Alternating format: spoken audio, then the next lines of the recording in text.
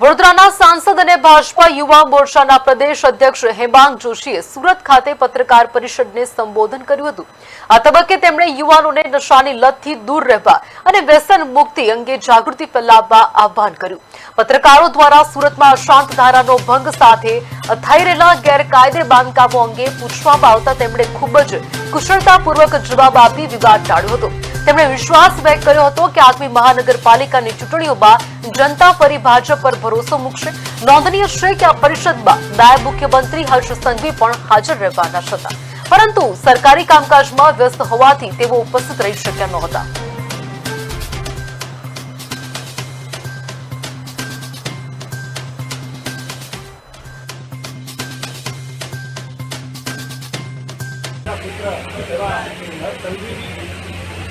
અને એમણે જે પ્રકારે યુવાનોને, કારણ કે જ્યારથી આજનો યુવાન અને એનો જન્મ સુરતની અંદર થયો છે ત્યારથી જે જૂના જે પ્રાણ પ્રશ્નો હતા એ તો હવે એ પ્રશ્નો જ એક્સટિંગ થઈ ગયા।